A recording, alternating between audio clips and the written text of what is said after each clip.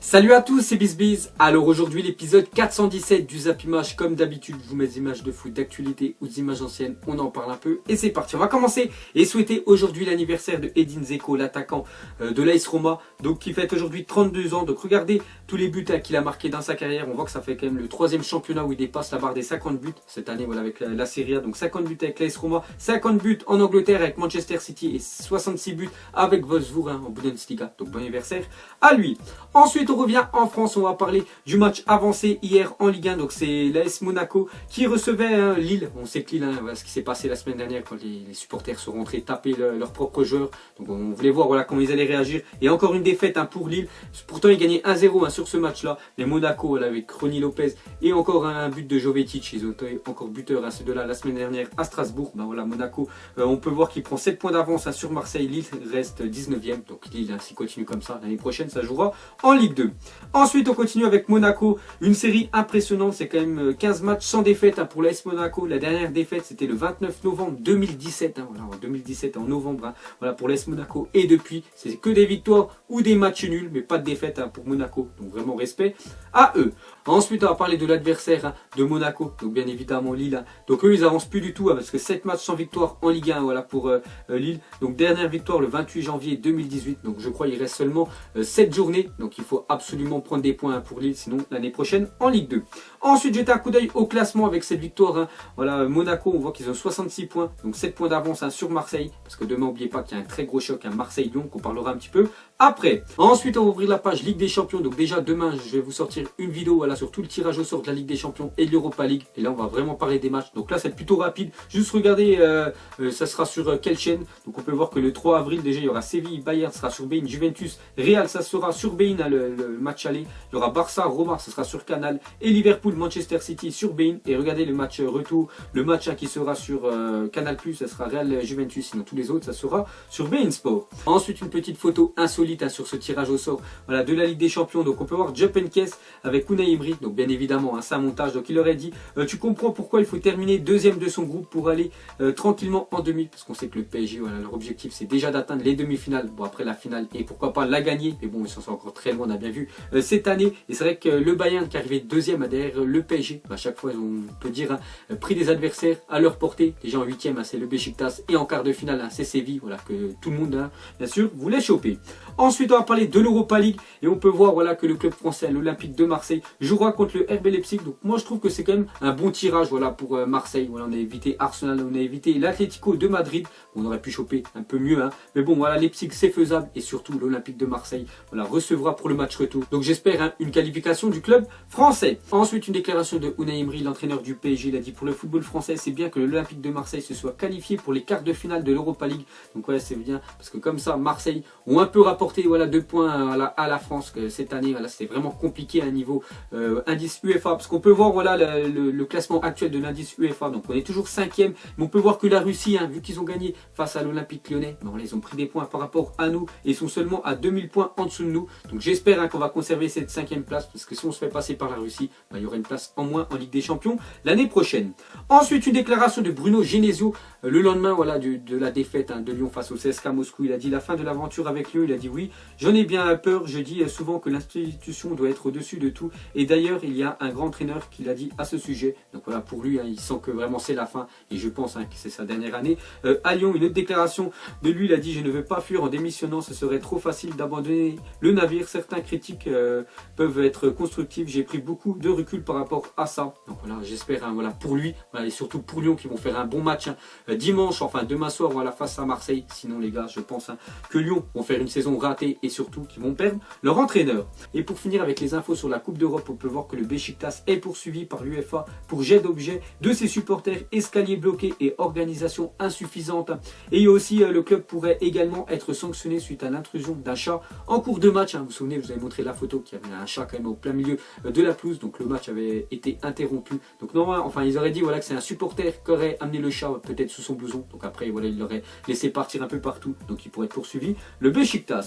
Ensuite, les gars, on va parler de la liste de l'Allemagne pour les matchs amicaux face à l'Espagne et au Brésil. Donc tout le monde est là, voilà, dans la sélection allemande. Donc vraiment les ultra favoris avec le Brésil pour remporter la prochaine Coupe du Monde. Et aussi regarder la liste de l'Espagne pour les matchs amicaux face à l'Allemagne et l'Argentine. Et on voit sans Alvaro Morata. Donc c'est le grand joueur absent quand même. Donc Morata, si on voit le reste de l'équipe, donc très grosse équipe aussi, l'Espagne. Et pour finir avec les équipes nationales, regardez le classement FIFA qui a été mis à jour il y a 2 jours. Donc on voit aucun changement parce que voilà, il n'y a eu aucun match. Donc toujours l'Allemagne premier, Brésil deuxième et Portugal troisième. Ensuite officiel, Marcos Rojo prolonge jusqu'en juin 2021 avec Manchester United. Donc lui c'est un défenseur, voilà, central. Donc on l'avait pas vu face au FC Séville, peut-être dommage parce que lui il aurait pu faire l'affaire, voilà, en défense. Donc il prolonge avec le club de Manchester.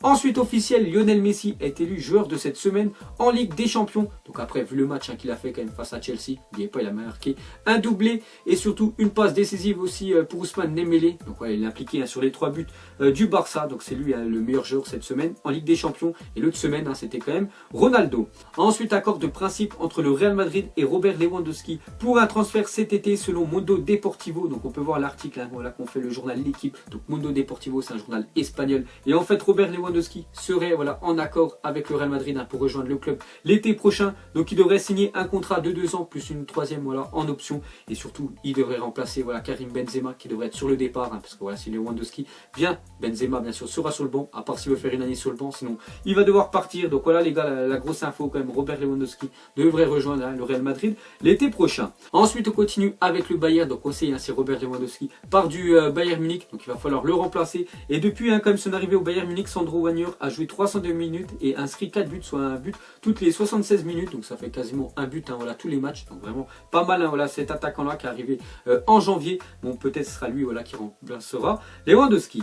Et pour finir avec le Bayern, n'oubliez pas qu'aujourd'hui le Bayern Munich peut être sacré champion dès ce week-end à 2 conditions. Donc déjà, il faut que le Bayern s'impose face au RB Leipzig et que dans le même temps, Schalke 04 et le Borussia Dortmund, donc le 2e et le 3e, s'imposent pas face à Wolfsburg et Hanovre. Donc si toutes ces 2 conditions-là sont faits, voilà, le Bayern Munich sera champion dès aujourd'hui.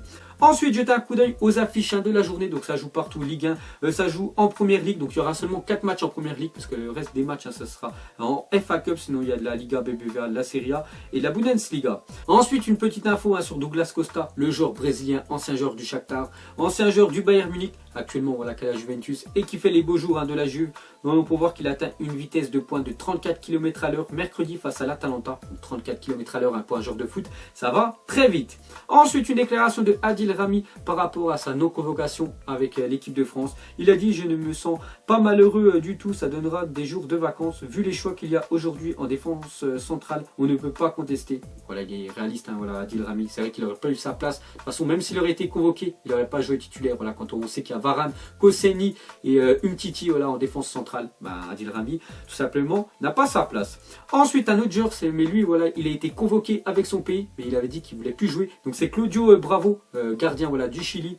Donc appelé en sélection avec le Chili, alors qu'il avait demandé à ne pas être convoqué, a décliné l'appel de son sélectionneur. Il a dit: je regrette profondément qu'on m'ait appelé contre ma volonté, car au fil des années, j'ai gagné un minimum de respect. Donc lui, il a dit qu'il veut plus du tout jouer voilà, avec enfin, il mettait un terme à sa carrière internationale avec le Chili. Et voilà, le sélectionneur l'a appelé et tout simplement, il ira pas. Ensuite, une déclaration de Arthur. N'oubliez pas que c'est la nouvelle recrue quand même du Barça. Donc il arrivera en juillet prochain. Il a dit: je suis très heureux de signer au Barça, car Barcelone est l'un des grands clubs où vous rêvez de jouer. Donc lui, ancien joueur voilà, de Grêmio. Voilà, on peut dire que c'est son ancien club parce que vu qu'il est un nouveau joueur voilà, du Barça. Donc lui, c'est un milieu de terrain et à ce qui paraît, il loupe pas de passe. J'en ai parlé le dernier coup. C'est un petit peu un Iniesta bis. Voilà, Arthur. Donc on va voir ce qu'il va faire en Europe.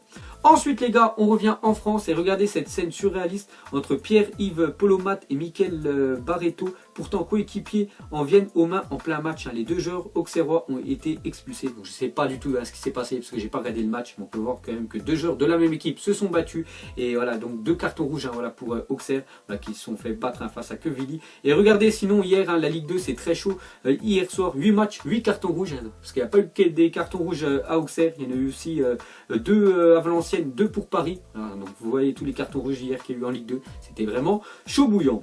Et pour finir avec cette Ligue 2, regardez le maillot de Tours hier soir en hommage à Thomas Rodriguez. Donc vous savez, c'est le jeune joueur voilà, du centre de formation de Tours qui a été décédé, je crois, la semaine dernière. Donc ils ont tous porté un maillot Thomas numéro 7.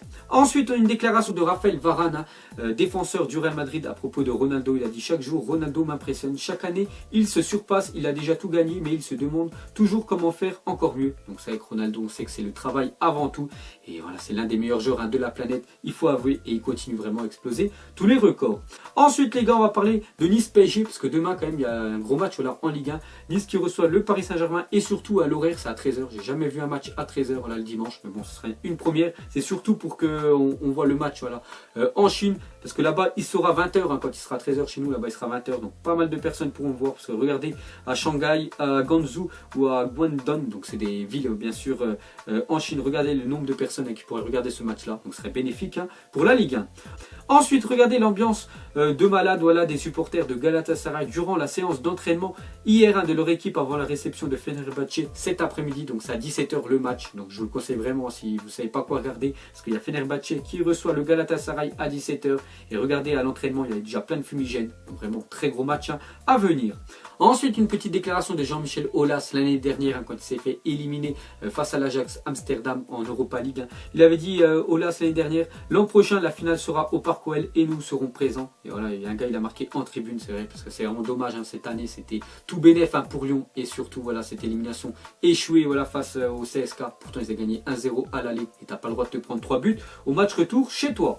Et pour finir tout simplement, on va continuer aussi avec l'Olympique Lyonnais, et 56 000 billets ont déjà été vendus pour la réception de Lyon dimanche soir. Donc demain il y a l'Olympico entre Marseille et Lyon, donc tout simplement mettez-moi un petit prono. Donc moi je vois une victoire actuellement voilà, de Marseille qui est pour moi bien plus en forme voilà, que Lyon, et surtout le stade Vélodrome va être vraiment bouillant, parce que plus de déjà 56 000 personnes ont déjà pris leur billet, donc je pense qu'il y en a encore plus voilà, qui vont l'acheter. Donc vraiment très gros match demain. Donc moi une victoire de Marseille, tiré 3-1 pour l'OM. Donc voilà les gars, la fin des Zappimage 417. Donc si ça vous a plu, un petit like et je vous ferai l'épisode 418 lundi. Donc moi je vous laisse et je vous dis à la prochaine comme d'habitude. Ciao à tous. Dans le tour, j'ai la veuve dans l'OCB, là je suis au Mama Shelter. Je sais même pas comment ça s'appelle, elle doit passer vers 20 h. Les yeux rivés vers le ciel, en vrai j'ai mal, j'y pense encore.